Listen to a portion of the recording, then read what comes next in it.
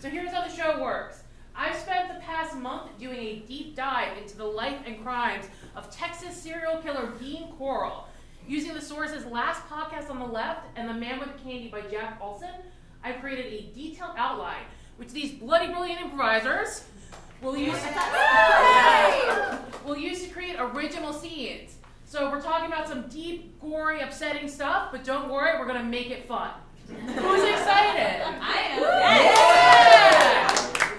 All right, so to understand what led to the murder of 29 teenage boys in 1970s Houston, we need to start at the beginning. Dean Arnold Corll was born on December 24th, 1939 in Fort Wayne, Indiana.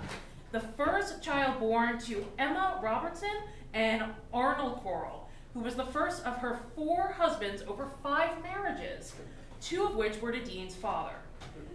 We don't know too much about Dean's early life because he was dead before his crimes were discovered. But growing up, he was considered a strange child who rarely socialized.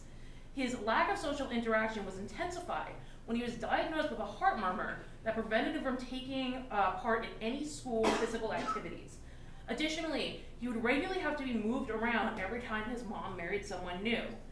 During the summers, Mary would send Dean to her mother's farm to toughen him up and also to serve as a form of sex education because he was helping breed the cows. Husband number 3 moved into Vidor, Texas in 1955, which at the time was known as a sundown town, bearing signs like "Don't let the sun set on your black ass in Vidor." Yeah, I know, great, right?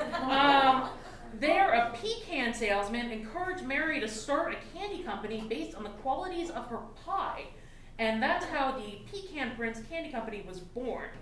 As Dean entered high school, much like his early childhood, he was very much a loner, only working in the candy factory, earning average grades, and awakening his lifelong passion in the trombone. You're the worst husband I ever had. Why, Mary? You always say that. If anyone here can object to the union of these 2, please speak now or forever hold your peace. Anybody? Really? Anybody? We're a terrible match. All right, anybody? You guys gonna clean out? I got another ceremony in about 15, so you just want to wrap it up. Okay.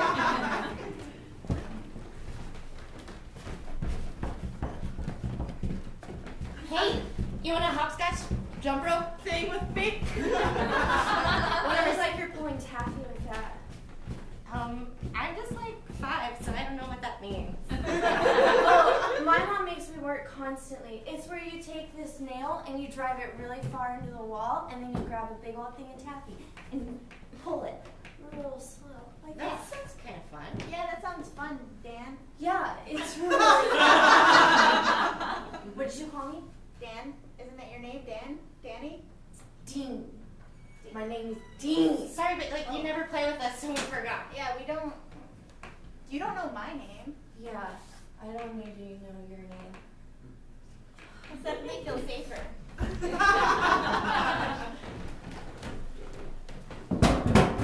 That's right, Bessie. Yeah. Yeah, that's nice.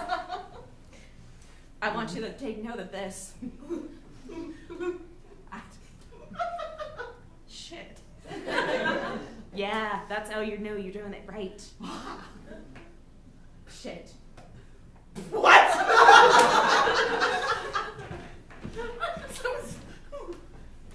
I was watching, Mama. Make sure you watch closely now, because if you do it right, you don't have to get married twice.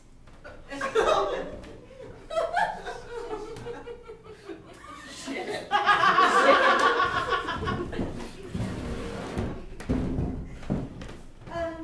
You are so nice that you like my pecan pie so much. Oh, it's the best pecan pie I've ever tasted. You should do this professionally. I mean it. I'd buy it. We could sell it on farm stands. You think I don't need a man that I can create an entire business just for me? Why, that's so nice. I guess I'll just have to force force my children into working it for me. Yeah, I mean, I guess. I'll call it something pecan candy factory. Mama, Yes, Dean? I'm really tired of shucking these pecans. Their skin gets into the wiggly bits and I'm tired of it. If you're too tired to be shucking pecans, I can find a fifth husband. I could go out there right now and Woman, please! You do not need as many husbands as you have fingers! I need some pecan shucking, and so you better get to that pecan shucking or I will get a fifth husband. Hey, don't you yell at him like that in front of me. And who are you again? I'm about to be your fifth husband.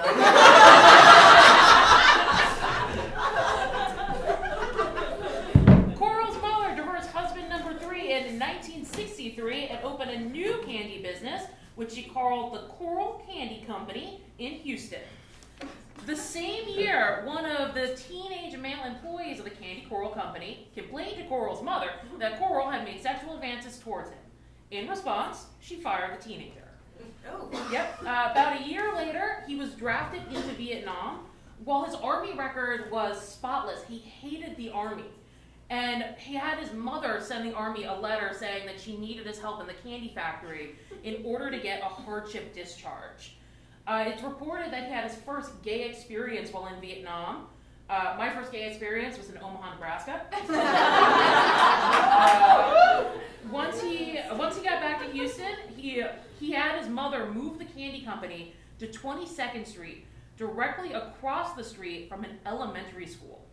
Coral was known to give free candy to local children, despite requests from the principal to not allow the children to cross the street. He would pay special attention to the teenage boys, both for those that came into sample and those that worked for him. This earned him the nickname, the Candyman and the Pied Piper. The company employed a small workforce, and he was seen behaving flirtatiously towards several of the male employees. While he did go on dates with women, he would regularly show up to the dates with his white van filled with teenage boys, which his long-term girlfriend Betty thought was odd, but was a form of emotional defense that she ultimately found endearing.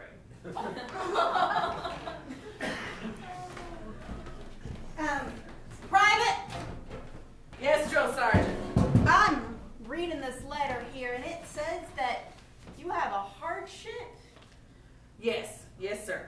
that your mama Yep, needs you it's very critical, sir. This sounds like a load of horse shit, sir. in a candy factory. Yep, sir. It's way more important than Vietnam. way more. Private Coral? Private Coral. Yes, Drill Sergeant. I'm I ready to turn in my gun. I gotta go do that taffy. You know what? I love taffy. It's good stuff, sir. If you send me a box of taffy, I'll just sign this form right here. Really? Obviously, that's what happened.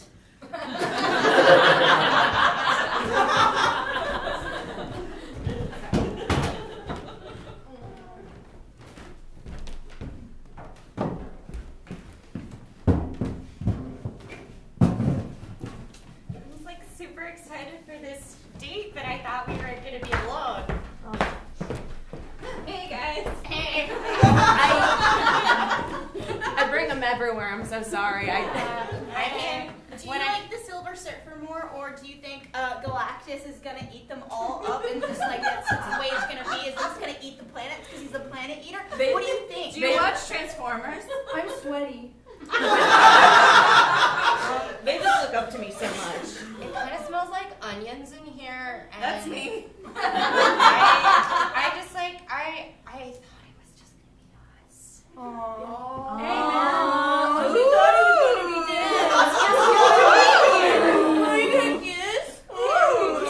romantic. You don't feel like this You is know, the romantic? Dark Phoenix was the most romantic You guys should character kiss. in the 1969 episode You should kiss. of Marvel's Dark Phoenix Then I'll saga. get I honestly don't know why you're not into this. Why are you I mean, looking at you're Sam my so much? first boyfriend, but I just feel like this is a little No, much. this is pretty normal. Do you want a hug? Hey, man. Don't touch Do you me. want a hug? Yeah. Okay. Do you want a sucker? Are you driving, or are we just gonna sit in this car? have a working transmission. This is like my move. I thought we were going to the movies. Yeah, we got a movie right in front of us. It's called Life. Wow. You're a good boyfriend. Yeah.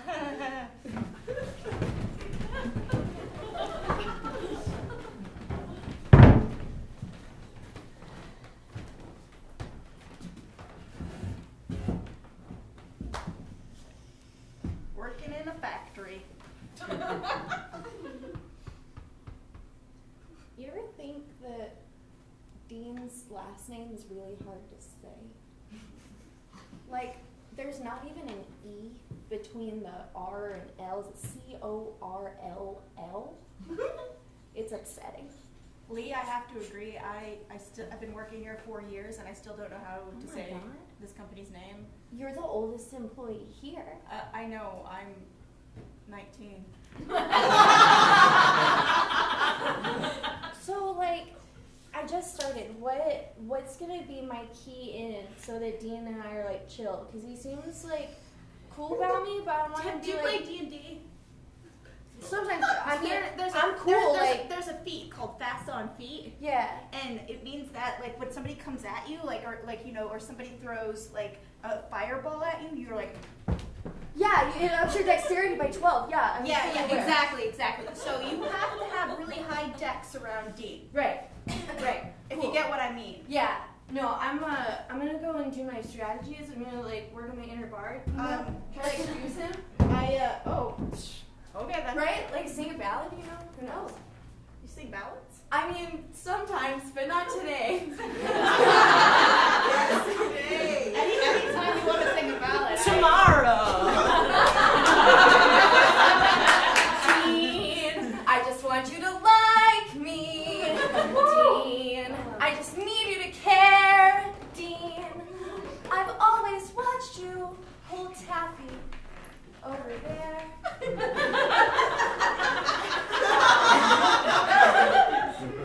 Man, I'm sorry, I know I was singing a ballad just now, but wildly distracting with that Taffy pulling. Dang, Dean. Dang. Drill sergeant. This just came for you. Is it a box of taffy? It is a box of taffy and some pecan squishies. I don't know. You know, I've signed a lot of people to get out of Vietnam. Donald Trump, for example, and all he ever gave me was money. Here, eat this taffy. It's called a squishy. Sorry, I'm not from Texas. That's unusual. Thank you. In 1967, Dean befriended 12-year-old David Owen Brooks, who had grown up getting free candy from him after school. He would go along with Dean on all of his dates and go to the huffing party Dean had at his home for teenage boys. Generally, they hung out to the point where Brooks considered Dean's home his second home. Their friendship saved Brooks from being one of his victims, but not from spending his life in jail.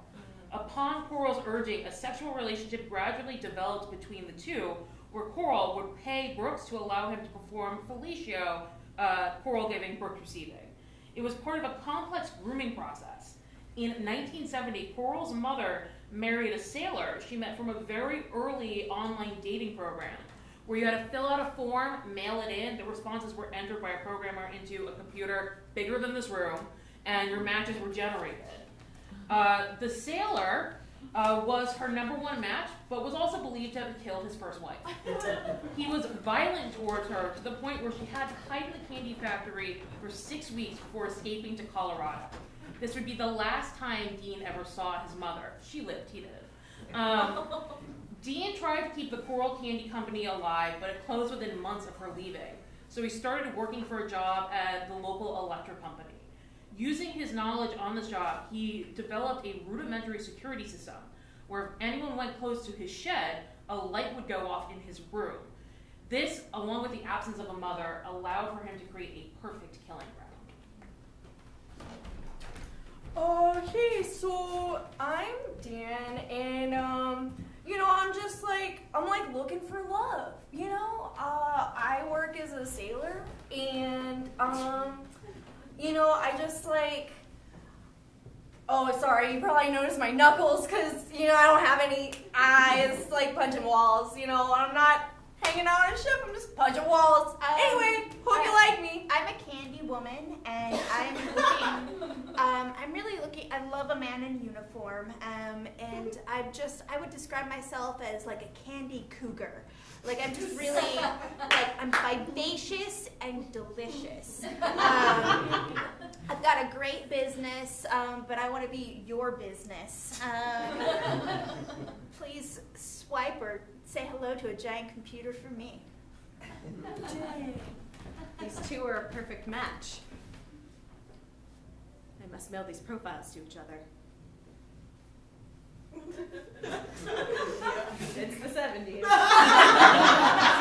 a whole other thing. God dang it, Mama! The squishes just aren't cutting it like they used to! I am so sick of you yelling at me. Before you know it, I'll be dead. Mama, I can't shuck all these pecans all by myself. It takes me weeks to just make one pie. No, Mama, no, damn it! Oh, who's gonna help me now? Make sure that you save my candy company, for I loved it more than you. Oh, no pressure at all. It's fine.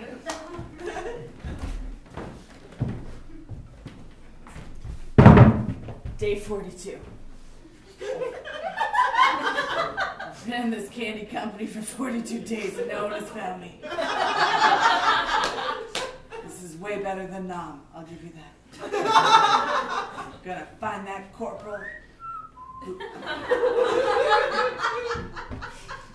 There's a giant candy box on top of him. It says Taffy Taffy Squishy Squishy, Carol Candy Company. Hopefully this guy doesn't come near me. And is deaf.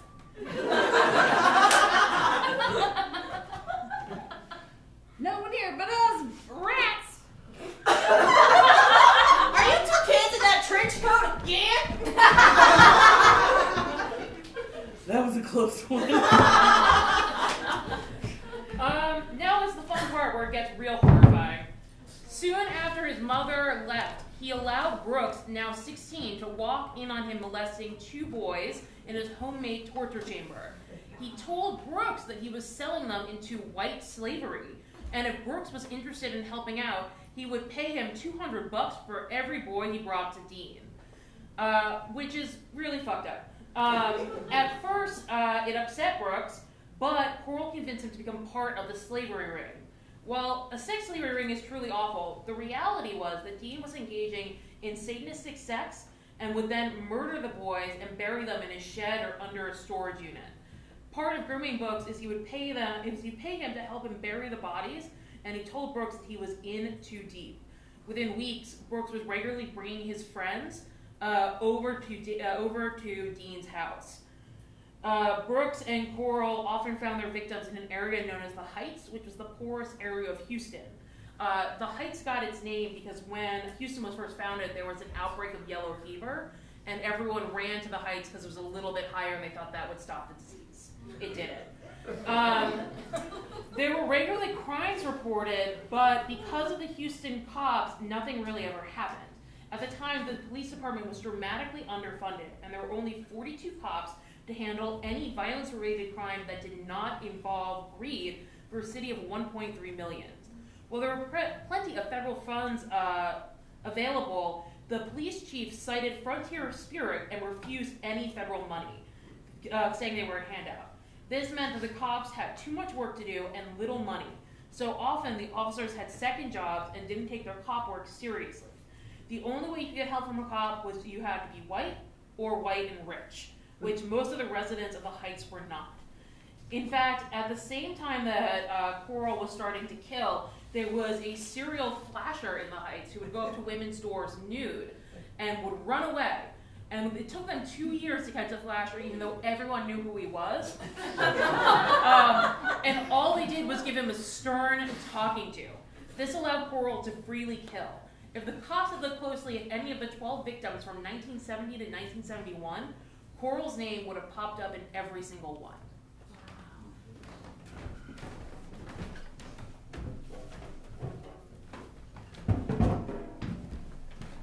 Hello, Houston Metro Area Police Department, please hold. Hello, Houston Metro Area Police Department, please hold. Hello, Houston Area Metro Department, please hold. Hello. Yeah. What? Uh-huh.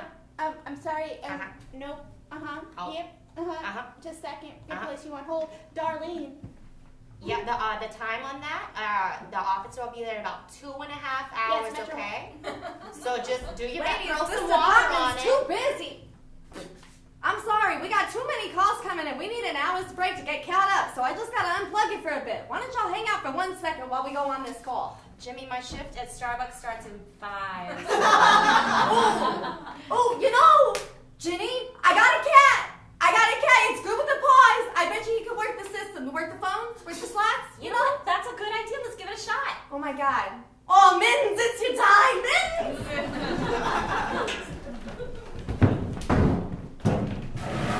I'm telling you, this is gonna work. Dude, you can't. You still have cancer. Nope. Nope. It doesn't come this high. So, don't you know how disease works, Timmy? Disease stays close to the ground. And I am up here. That's good. I could be worse. You better get out here. So healthy. I can feel myself healing. Damn it, Jimmy. Did he die? I think so. Your Mary has credence. If Mary's got legs. This is a weird place. It's really cold up here. This is the safest place you could ever be or ever be. Like, no Yeah. one in the centuries of Houston will ever look back at the heights and think it was dangerous. Yep, yep. In 50 years from now, 100 years from now, people are gonna see that we were pathfinders. Trailblazer. That's one.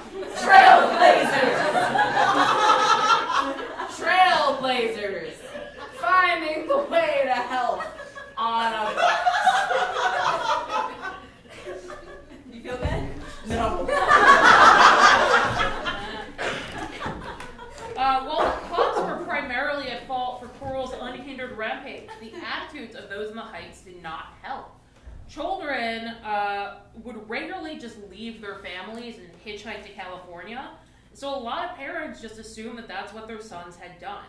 In fact, when children and parents would fight, it was a regular comeback to say, "I'm leaving for California." One victim, David Hilligeist's family was different. When their 13-year-old son went missing, they rallied their friends and family to search for him, including his best friend, Elmer Wayne Henley, who will come back up later, and they even hired a PI since the cops would do nothing about it. The cops did do something about the PI. They hauled him into court for having an expired license, but did no actual investigating into where David had gone. During this time, Dean moved every few months, but continued to host drug parties for 12 to 20-year-old boys, and he would get enraged if any of them brought a girl around. This is also around the first time that he and Betty tried to have sex for the first time. She says that he didn't want to have sex before marriage. At this point, he was murdering at a rate of about one boy per month, while molesting hundreds of others. So marriage wasn't that important. Brooks started to pull away. He got a girl pregnant and wanted to leave town. And this was at the point where Dean decided he would need a new accomplice. In the winter of 1971, Brooks introduced him to Elmer Wayne Henley to Dean Coral as a victim. But Coral saw something he liked in Henley, a kindred spirit.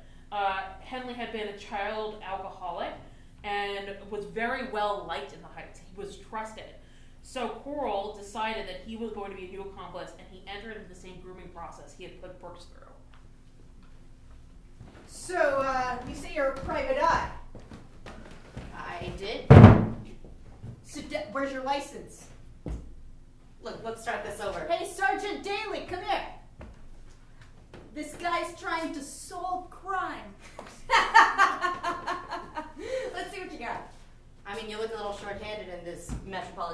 department. You got a cat working the operations. Mittens is doing an amazing job. Don't you dare put this department under more pressure. We believe in the frontier spirit. If people... Officer, you want me to remind you your shift at Chick-fil-A starts in 20. There's a naked man literally just sitting in the lobby right there, and there are no officers around. To me, it just brings ambiance to the department. It's something that, you know, we look at occasionally and we shudder, which is how we feel. We're trying to diversify art. Women get to be naked in paintings all the time. Why can't he be naked in the lobby? Let me see your badges now. One of these days, Houston's going to be known for art, and it's going to start here at the Houston Police Department. I left my badge at the art museum. Shit, my shift starts in 20 minutes. Oh, man. Get out of town. Can't have people solving crimes. Show them.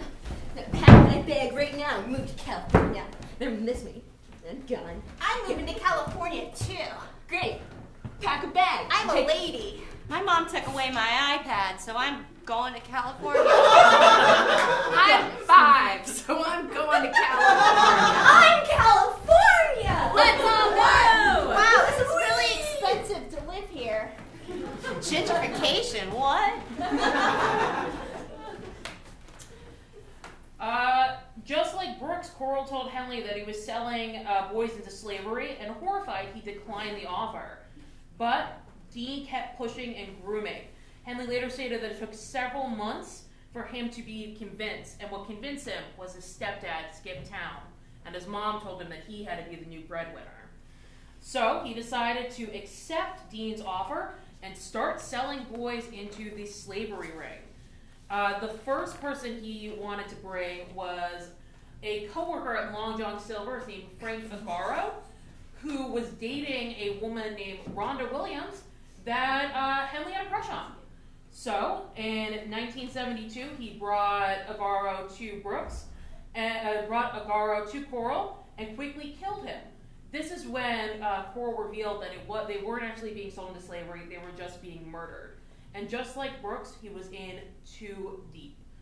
From 1972 to 1973, Coral's need for violence, sex, and death was getting worse, and he drank whiskey daily. Henley reported that he'd be hanging out at Dean's, and Dean would often sit quietly in the corner while teenage boys were huffing paint around him, and lean over to Henley and say it was time for another boy. And those times were getting closer and closer together. In early 1973, Coral moved into his final home in Lamar Street, and this is where he took his longest break from murdering since he started. There were no victims between February and June, but Coral did not decide to stop killing. Instead, he had developed a water pocket on his testicles that prevented him from having sex. Once he had it removed surgically, his blood was doubled. It's at this point that Henley wanted out and started to plan to kill Dean. Brooks even came back to help Henley, but they would huff paint to get pumped up and kept passing out. Dean maintained total control over both of them.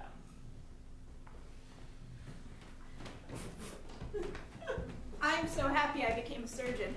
You know, it's saving lives. So, your shift at Long John Silver's is going to start real soon. Thanks. Guess the surgery place isn't paying as much here either. We got a lot of cops on the night shift. Have you seen Rhonda? She's so beautiful. Yeah. So this is the shrimp. And these are the hush puppies. How do you keep from getting burned? I don't. Oh yeah. Can you help me with that later? Yeah, no, of course. As I said, I'm a surgeon. I could definitely dress your wounds. You had any interesting cases lately? Then you had a lot of salt. Oh, Like a lot of salt. I came across something that looked like a diseased hush puppy, and I fixed it. And now I just want to burn them. Those are done. Oh, I'm sorry, boss. Why do you want to hurt the hush puppies? What did the hush puppies do to you? Sometimes perfectly fine. testicles lead to bad things. Whoa! I didn't want to go there on my first day at work. You know, that's what got me fired. But I don't know where hush puppies are made up where you're from. But here it's a corn mash fried up. you're saying there's no balls in those balls. I'm saying they're shaped like balls, but not balls. All right. Do I put salt on them? Lots of salt. So wait, why do you hate balls? Like I said before, when I was a surgeon, Yep. I just saved the wrong pair of balls, and it's haunted me ever since. And I just can't go back to the surgical office. Are there good balls and bad balls? There are good balls and bad balls, round balls and lumpy balls. There's salty balls and dry balls and sweaty balls.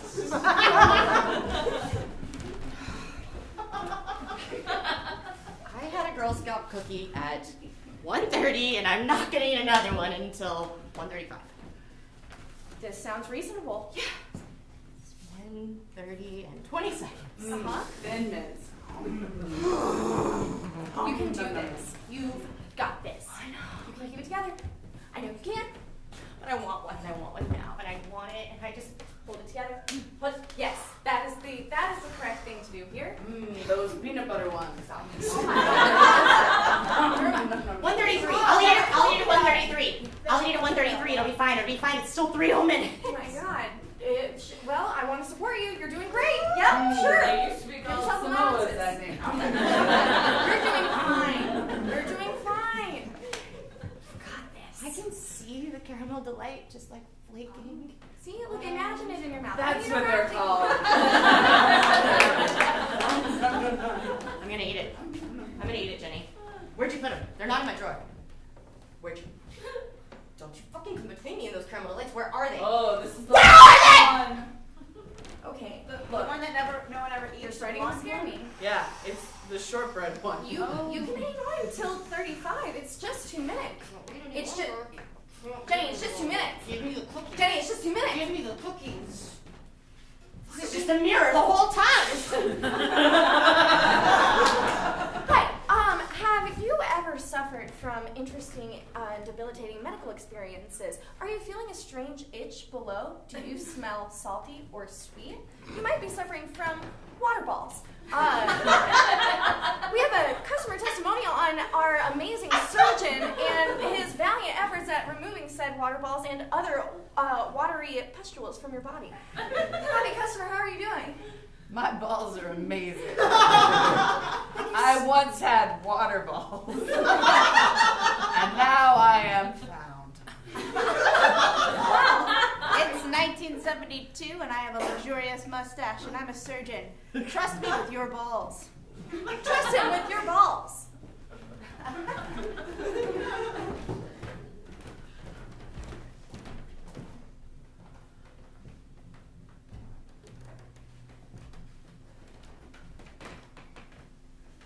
Hey. I didn't think you saw me. Hey, sorry, I was ignoring you. I'm just a little worried that you're not into our relationship anymore. Why would you think that? You just don't really enjoy the same things that I do anymore. Don't be sad. You're always like I've got the other one now, but like it's just not the same. It's day 87 in the chocolate factory. I think they found me. No, it's yeah, it's not the same, and I'm getting some weird vibes from you. I'm starting to miss Nom. No, olive juice. I was saying olive juice. I said I can't. You're great. This is good. This So is like I'm great. completely misreading the situation. Oh yeah. You totally. adore me. Yep. You're my number one. Thanks. I feel so much better. I think I'm a That was easy. sociologist. I'm so glad my grandparents are at the show. Balls. On August 8th, 1973, Coral and Henley had been fighting because Henley didn't want to bring him another boy. Reportedly, Coral threatened Henley's younger brothers. The pair had a standoff when Coral decided to have another teenage boy party and said Henley could invite whoever he wanted. He invited over Timothy Corley, similar, and Agaro's ex, well, he's dead, so I don't know if it's an ex, girlfriend Rhonda Williams over.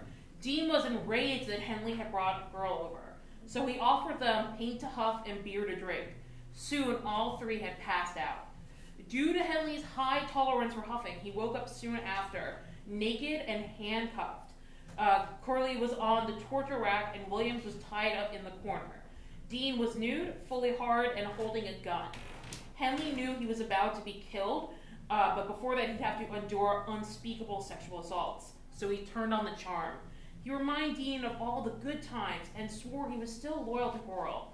Since Dean saw Henley like a son, he forgave him and asked him to be part of the killing and raping of Curly and Williams. Henley said yes. He was freed from his cuff. Coral put down the gun and turned to the torture rack as Timothy started to wake up. But Henley had reached his limit. He picked up the gun, and Dean, believing he was in total control, turned and started taunting Henley, saying that he didn't have the guts to kill him, which was just the push he needed to unload 5 rounds into Coral's chest and back, killing him. As the trio waited for the police to show up, Henley turned to Timothy and told him that he would have gotten $1,500 if he hadn't killed Dean.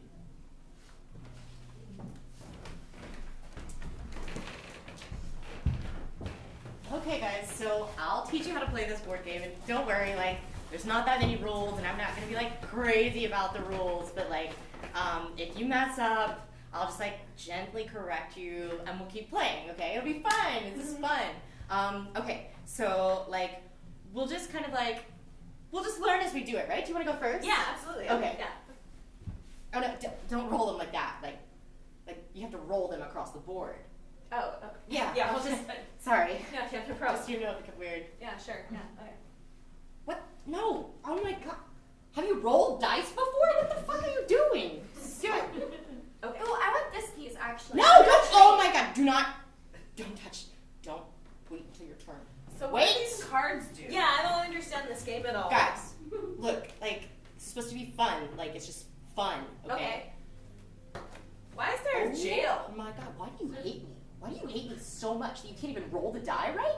Okay, man, we did this when we played Risk, and it was, like, it Awful. almost tore this roommate ship apart. No, it's great. That was a great time. I mean, it was fun, right? This is fun. I don't think we're that into you anymore. Yeah, man. We're gonna tear up your lease. I brought all these board games. The whole place smells like glue. You know, it's just like serious, and you don't even recycle the gluing containers. I think I've just been like really into collaging, and Yeah. Into collaging. You know, it's just like we're pretty laissez-faire people, but like, I mean, if you're gonna huff that much paint, you should go to take it out to the recycling. You Or should. share. Man, you know how bad that is for the environment. Why don't you just do coke like the rest of us? I just smoke pot. That's so much. That's so much better for the environment than, you know, And dead, your lungs. dead horses make glue. Also, creative reuse is right down the street. You could just leave it there. you're getting wildly off track. Guys, just play by the rules, okay? Just like play the rules. Just play the rules. Just play the game. That's kind of the point. You're not playing by the rules of this house. I make the rules of this house. Oh. So, yeah, no, I think this is fine. Yeah, this is good. This is fun. I think we're having fun. Mm-hmm. I think it's fun. Yeah, no, Great. everything's fine. This Really is great. I'm gonna make another round of drinks for everybody. Okay, I'll be right back. Why don't you go outside real quick? I'll just be right back. Yeah, Yeah. Miss you so much.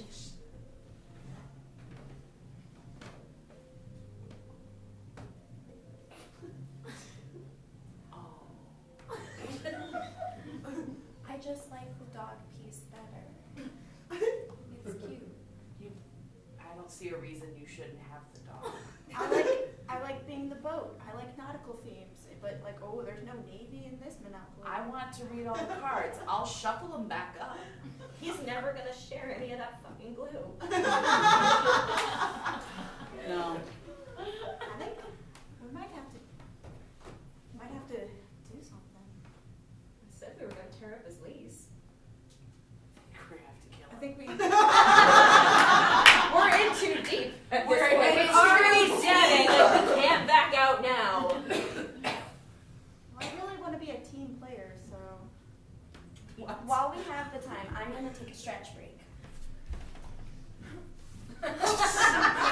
Nope. Oh, that's what's happening.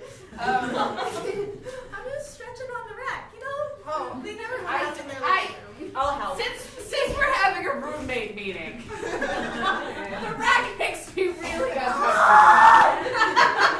We've had so many complaints from the neighbors. Like Clara, I don't want to be that roommate, but I kind of agree. Like, I don't. It's just in bad taste. Look, let me down. We're in too deep now.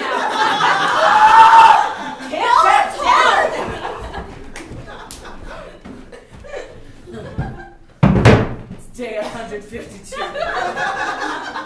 I'm living on taffy and goo pasties. Or whatever. I just can't feel my legs. And I haven't talked to a human in a week. Go to California. What? The Golden State Cows. What? You mean there's a life better than hiding in this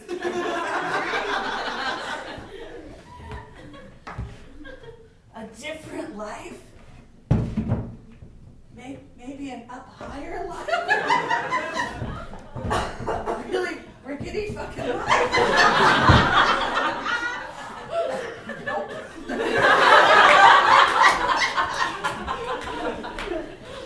When the police first got to the scene, they pulled up, and the Monster Mash, which was the hit in 1973, was blaring because Dean would play it whenever he murdered a boy.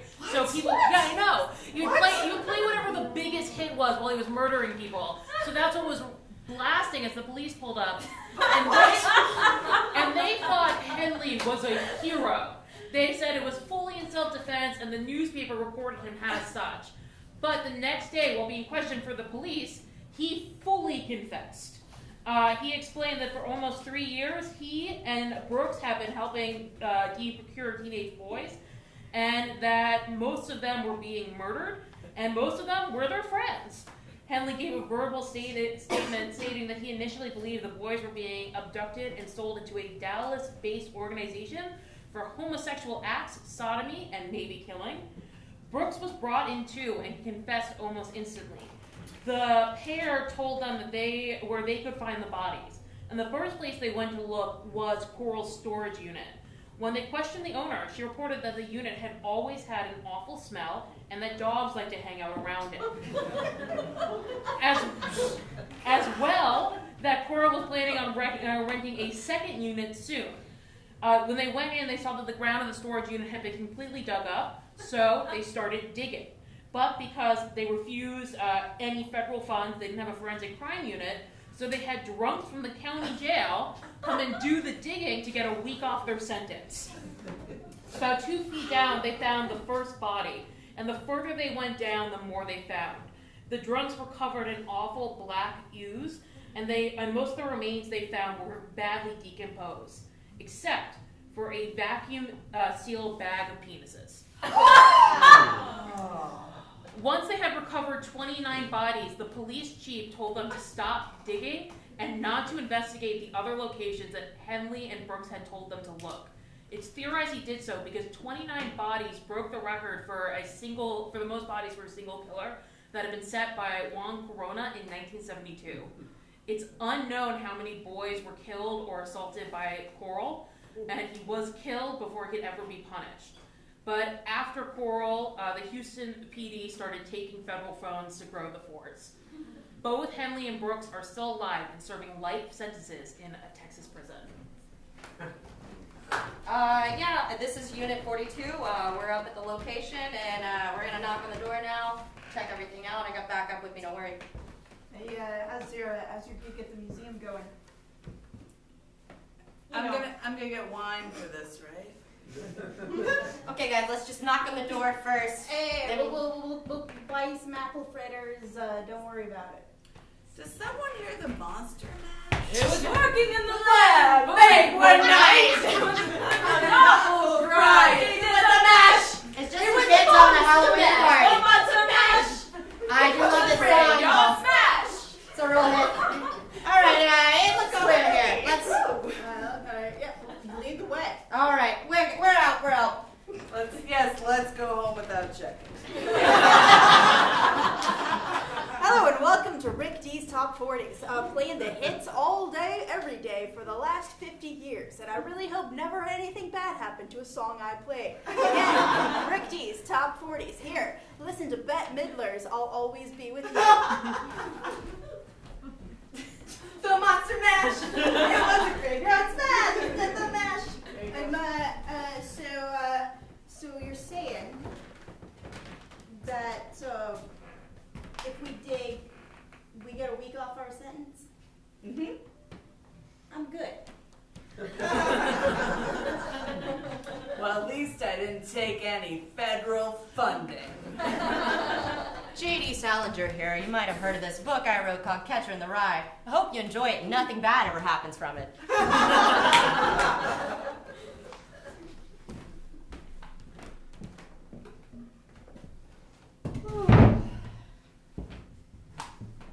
Man.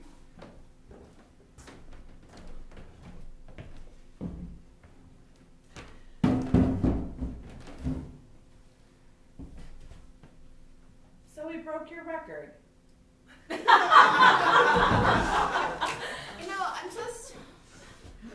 mean, it's okay. Well, it's not. I mean, I can't. I'm in prison now. No one. It's like, and he's dead, and they're always gonna be like, I'm gonna be second place from now on. And Hey, Wakarona, second place! Don't listen to that guy. You only killed 5 people. But he's right. I am second place now. But I mean, at least I got to live in California. That's every kid's dream. It was when I started hitching. Hey, take me to California. Is that how your story started? It ended with an Eagles song.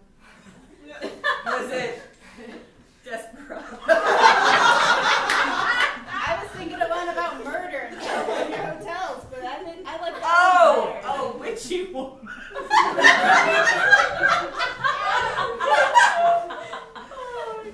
I'm sure there's another one that you can think of. Crying eyes. That's the one.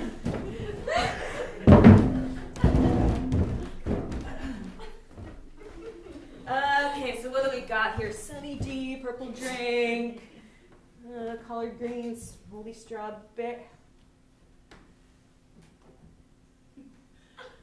Hey, what are you doing with my bag of dicks? What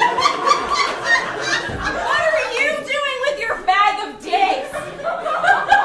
Oh shit, I thought he was kidding. That's a literal bag of dicks. Oh. Every day this guy's like, what are you guys gonna do? Fuck yourself with a bag of dicks? Yeah. You thought I was using a metaphor? Ziploc.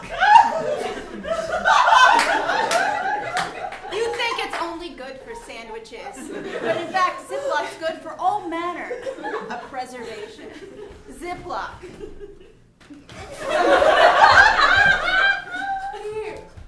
So, like, you know, Rover, I know you know me, man. Do you smell at least 29 bodies over there? Yeah, 29, maybe 32. Ooh, that one is right. At least 17 of them are right. Squirrel! Oh, no, just kidding. You wonder if I pee on this corner of the house if it'll smell worse or nobody will notice. Oh, try it. Yeah, gotta know right now. Smell it. Do one of them circles. Right. Oh, I gotta feign it. You're right. Any better? Worse? Not sure which one we're going for. It's about the same. Wow. Amazing. Dang. I wonder if those cops are ever gonna do anything around Oh, here. no, those guys are idiots. They got a cat working the phone lines or some shit. What the fuck? Yeah, I walk by every day and I bark at it. You're doing the Lord's work. It's pretty talented, though. It doesn't even lose focus. It keeps managing the calls. It's because of those little paws. They have this dexterity, You know? Like, Oh my God! Do cats play D&D? those bastards probably do. Everybody's got dexterity skills, but it's dogs. Yeah. No, if I fall, on an elbow, on an arm, I'm down, I'm out. But Cats, also, on their paws every you get, damn time. you get so many belly rubs when you fall over. Do you remember when we had homes and we could get belly rubs?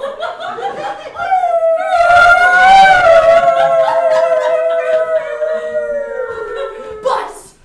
Man, this place smells so bad. What? There's a way. I'm walking by completely naked. Hey, Dean. And that's Crime of the Hour.